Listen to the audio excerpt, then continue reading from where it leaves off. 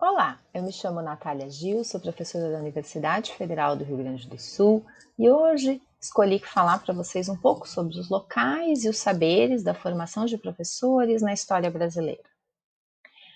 A formação de professores é uma temática já bastante estudada na história da educação, há muitos trabalhos produzidos em diferentes abordagens, com ênfase em aspectos específicos do tema. Eu não daria conta aqui de apresentar um conjunto representativo desses trabalhos, então escolhi mencionar um livro escrito pela Paula Vicentini e pela Rosário Lully sobre a história da profissão docente no Brasil, que inclui questões da formação de professores, e que apresenta uma síntese bastante completa, bastante cuidadosa a respeito do tema, mencionando vários desses trabalhos já realizados.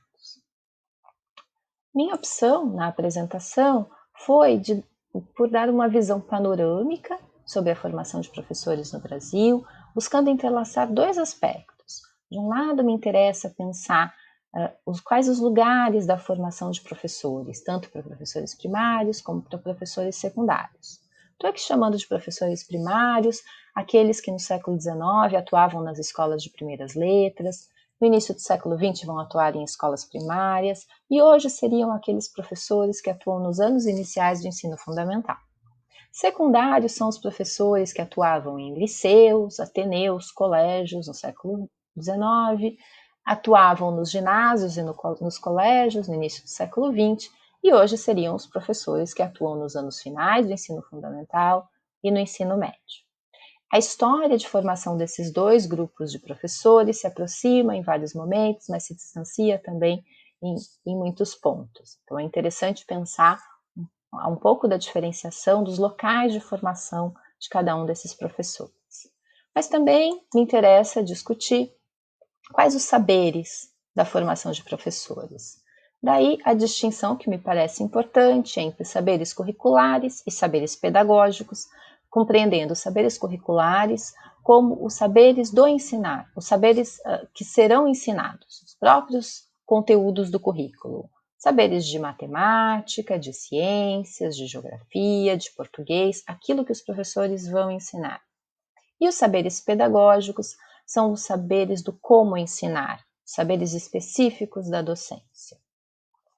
É interessante observar, no que se refere a esses saberes, a lenta e difícil trajetória até a afirmação da centralidade dos saberes pedagógicos na formação de professores. Evidentemente que os dois conjuntos são importantes na formação de professores, mas leva muito tempo até que os saberes pedagógicos tenham uma forte presença nos projetos de formação de professores. Então, observando a história da educação brasileira, o que se percebe é que os saberes curriculares foram persistentes na formação docente até pelo menos 1996, isso considerando a legislação e as políticas educacionais, e a despeito de um debate que já tem muitas décadas de especialistas da área de formação de professores, que tem discutido quão importante é a atenção que se dá aos saberes pedagógicos. Talvez essa não seja uma questão vencida completamente mesmo hoje em dia, se a gente lembrar que, bem recente, em 2016, houve um debate em torno da medida provisória 746, que propunha a reforma do ensino médio, que trouxe novamente à discussão a questão do notório saber. Notório saber é aquele conhecimento que se sabe que alguém tem e que poderia, então, nessa perspectiva, ser suficiente para que a pessoa ensinasse aquilo que ela sabe. Então, se alguém sabe muito de matemática, talvez isso fosse suficiente para que ensinasse matemática. Essa é uma discussão antiga na história da educação, vocês vão ver que essa foi por muito tempo a única exigência para se ensinar, mas o fato de que tenha vindo bem recentemente a discussão com argumentos em defesa do notório saber, outros contrários, claro, nos mostra que é uma questão que ainda tem espaço, tá, na sociedade em que estamos. Também é interessante observar que a formação específica para o magistério na legislação atual é exigida apenas para a atuação na educação básica. Os professores do ensino superior, que na hierarquia docente são aqueles considerados mais prestigiosos e que frequentemente os que ganham melhores salários, deles não se exige uma licenciatura, uma formação específica para o magistério. Então, só para apontar que há uma tensão, ainda hoje, em torno dessa questão da formação de professores. Vou propor pensar, então, ali no século XIX, como se dava a formação dos professores para as escolas de primeiras letras. O modelo predominante é o modelo artesanal, né? Aquele que já existia mesmo antes, já desde a colônia. Para que alguém atuasse como professor, era preciso e suficiente que prestasse exames de nomeação. A partir desses exames de nomeação, recebia uma autorização para ensinar.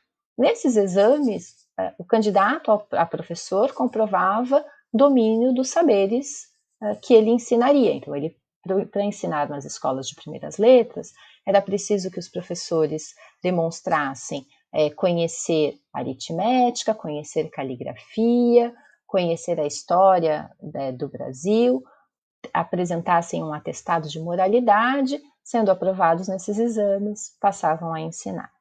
Foram também comuns, recorrentes, os professores adjuntos. Em várias províncias havia previsão dessa figura dos professores adjuntos, que eram candidatos ao magistério, começavam a atuar junto com professores já experientes e nessa prática conjunta aprendiam a ensinar. Tá? Não havia, portanto, ainda a necessidade de uma formação prévia para a atuação como professor.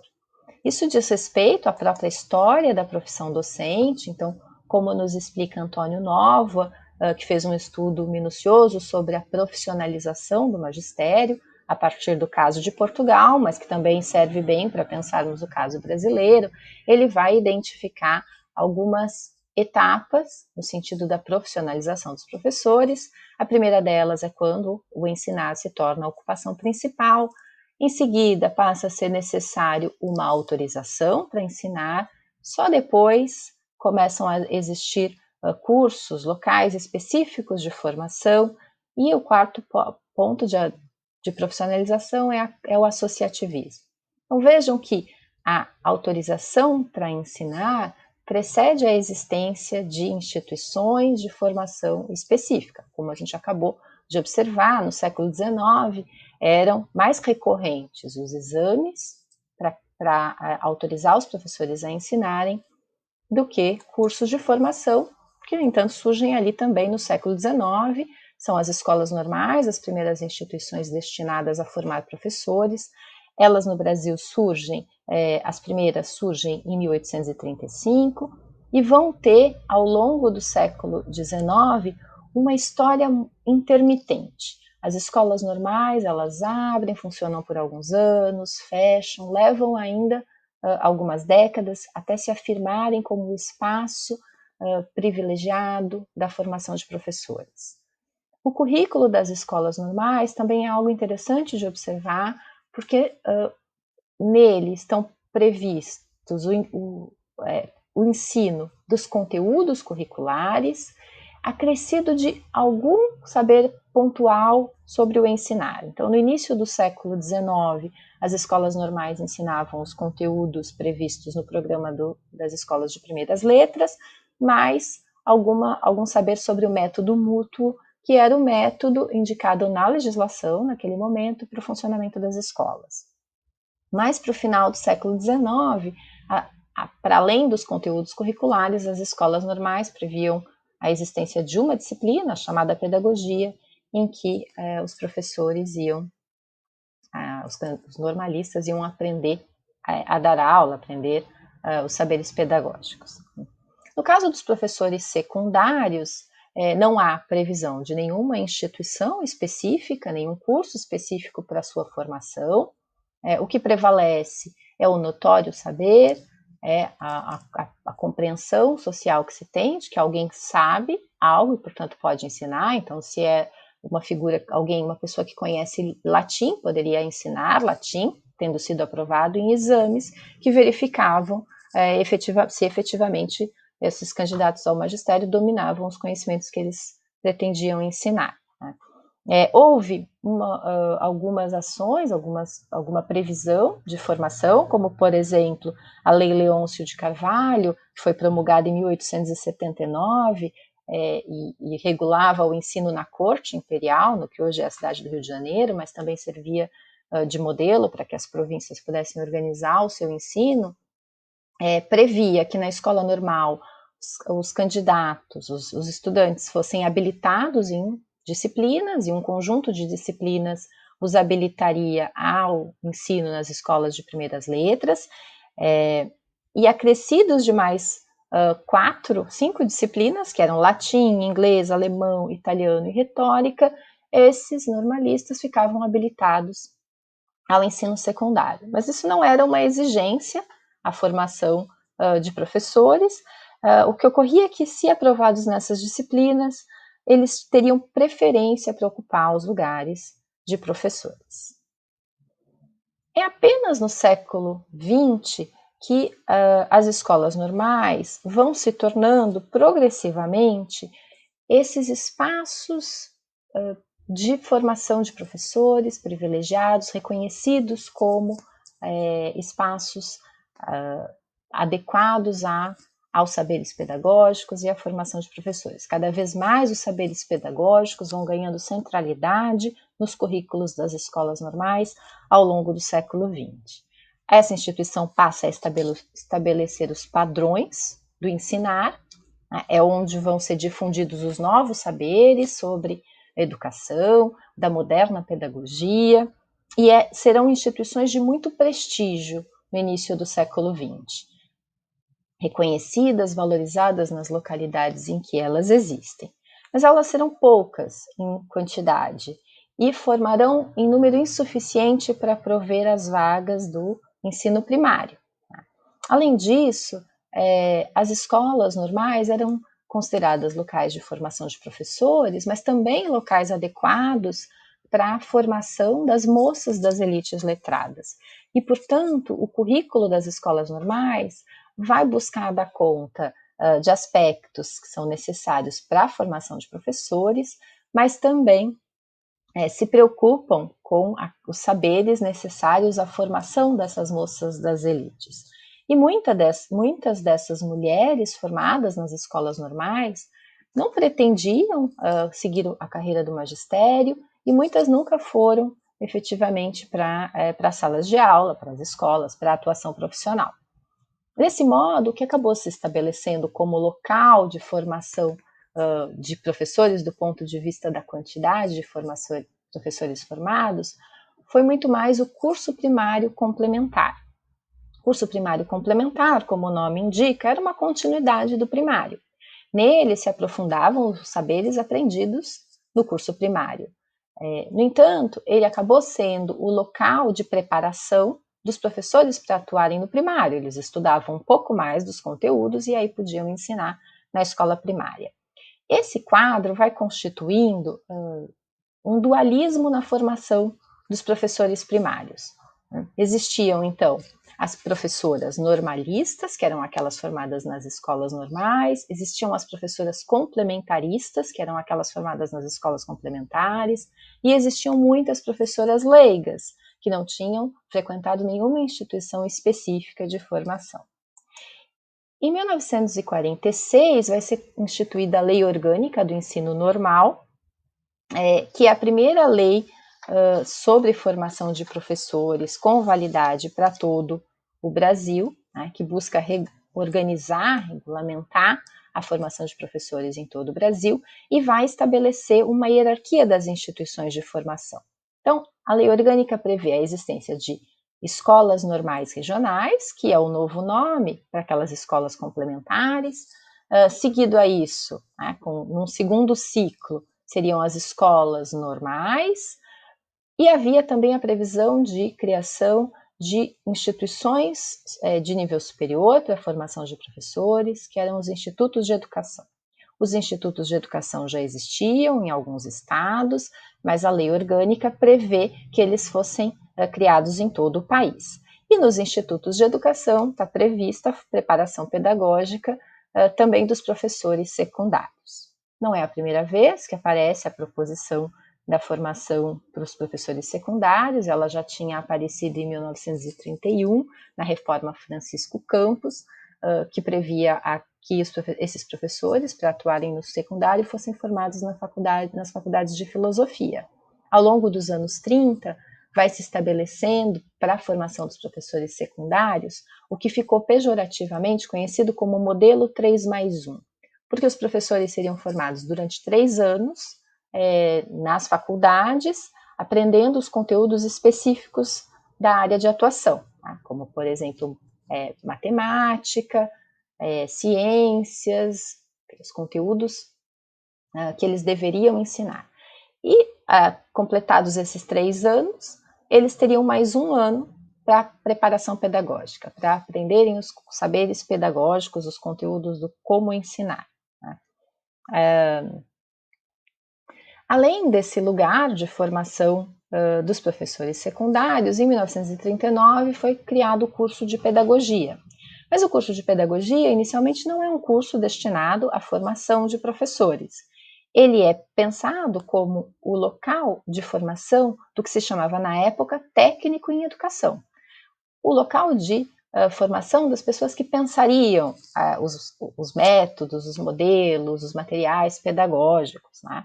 Em 1969, se torna o local de formação dos especialistas em educação, ou seja, pretendia formar aquelas pessoas que atuariam como diretores de escolas, supervisores educacionais, especialistas em educação pré-primária.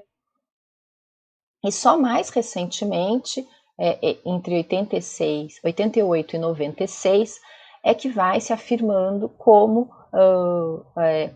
um curso em que a base de formação é a docência. Né?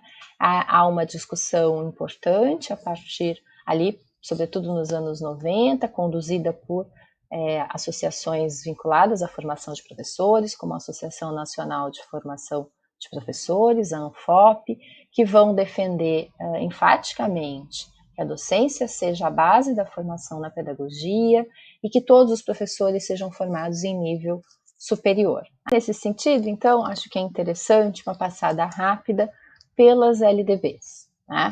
Para pensar como que na legislação, já bem recentemente, aparece a previsão dos locais de formação dos professores. A primeira LDB é de 1961, a Lei 4.024, que estabelece ou reitera aquilo que a lei orgânica já tinha indicado. Então, pela LDB de 61, existem as escolas normais, que formam os professores para atuarem no ensino primário. Existem os institutos de educação, que são um nível superior de formação de professores e, sobretudo, de técnicos em educação. E existem as faculdades de filosofia, ciências e letras, onde deveriam ser formados os professores secundários. A Lei 5.692, promulgada em 71, ela vai alterar algumas coisas da lei anterior, em especial vai acabar com a divisão entre primário e ginásio, criando o ensino de primeiro grau, seguido do ensino de segundo grau. Nessa lei também fica extinto a escola normal, o curso normal, e se estabelece o curso de magistério em nível de segundo grau. Essa lei cria ainda as licenciaturas curtas e mantém a pedagogia como esse espaço de formação dos especialistas em educação. Interessante observar que a legislação, na LDB de 71, vai defender ali uma formação mínima para o exercício do magistério, enfatizando a importância dos saberes pedagógicos, da habilitação específica. Então, veja que para atuar da primeira à quarta série, era preciso ter a habilitação naquele curso de magistério em nível de segundo grau. Para atuar da quinta e oitava série, era preciso ter uma formação em nível superior de curta duração, a licenciatura curta. E para atuar no segundo grau, era preciso ter uma licenciatura plena. Mas a legislação prevê também que a expansão da escola, quantitativa da escola, colocaria problemas para suprir as escolas todas de professores habilitados ao magistério, professores efetivamente formados em instituições de formação de professores. Então, nas disposições transitórias aparece a previsão de outras possibilidades de autorização para a docência. Então, diz lá no artigo 77, quando a oferta de professores legalmente habilitados não bastar para atender às necessidades do ensino, aí era possível, em caráter suplementar e a título precário, autorizar que até a oitava série pudessem, para atuar como professores até a oitava série, pudessem ser os diplomados no curso de magistério de segundo grau.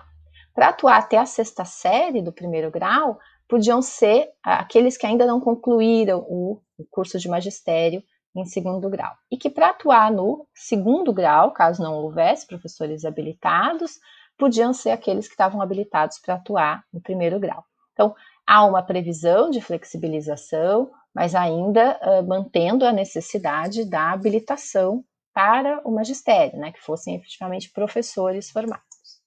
Mas as disposições transitórias ainda apresentam um quadro mais problemático, porque pode ser, e aí o parágrafo único indica, onde e quando persistir a falta real de professores, poderão ainda lecionar. E aí segue mais um outro conjunto de exceções. Né?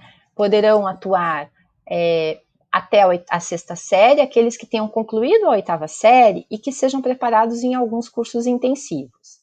Poderiam atuar como professores até a quinta série aqueles que fossem habilitados em exames de capacitação. E poderiam atuar no primeiro grau e no segundo grau candidatos que fizessem esses exames de suficiência. Há ainda a previsão no artigo 78, que diz assim, que quando a oferta de professores licenciados não bastar para atender às necessidades do ensino, os profissionais diplomados em outros cursos de nível superior poderiam ser registrados no Ministério da Educação e Cultura desde que fizessem complementação de seus estudos. Então, há previsão de uma complementação pedagógica que pudesse habilitar os professores, porque a legislação prevê uma escassez de professores formados em instituições específicas. Mas isso também abre espaço para secundarizar, para deixar em segundo plano os saberes específicos da docência, dando mais importância aos saberes que vão ser ensinados. Tá? A legislação que é a nossa, né, a Lei 9.394, que foi promulgada em 96, vai acabar com a possibilidade da licenciatura curta, então todos os professores devem ser formados em licenciatura plena, e vai estabelecer que a formação dos professores para a educação e para os anos iniciais do ensino fundamental seja feita no ensino superior. É uma legislação bastante mais coesa no que diz respeito à formação de professores do que a anterior, mas é preciso assinalar que ela indica uma situação melhor do que a situação que de fato se observa nas escolas e na sociedade de modo geral. Né? De modo que a gente tem ainda uma variação muito grande de lugares e saberes de formação de professores. Interessante também assinalar que a Lei 13.415, que foi promulgada em 2017, vai alterar uma parte da Lei 9.394, da LDB atual, e vai estabelecer a possibilidade de que profissionais de outras áreas possam, mediante uma complementação pedagógica, se habilitarem como professores. Aqui a questão não é dizer quem são os bons professores, né? É tanto possível que professores, tendo feito uma complementação pedagógica ou tendo aprendido a dar aula efetivamente em sala de aula, venham a se tornar bons professores, como também todo mundo sabe que um curso de licenciatura pode não ser garantia de formação de um bom professor. A questão não é dizer qual o único caminho para que se tenha um bom professor, é observar que a análise histórica nos permite ver a dificuldade na história da educação brasileira de se estabelecer a coesão no que diz respeito à formação de professores. Né? Não há uma ideia forte que unifique mesmo na área de educação, todos nós, em torno de uma defesa, né, de um conjunto mínimo de conhecimentos sobre o ensinar que todos os professores deveriam ter. Há diversos caminhos, há diversos processos de formação, isso não é o problema em si, mas efetivamente essa variação muito grande tem sido um dos elementos que enfraquecem o estatuto profissional da profissão, é um dos aspectos para considerar se a gente for discutir uma questão tão importante nos dias de hoje, que diz respeito à valorização dos profissionais da educação, a valorização dos professores.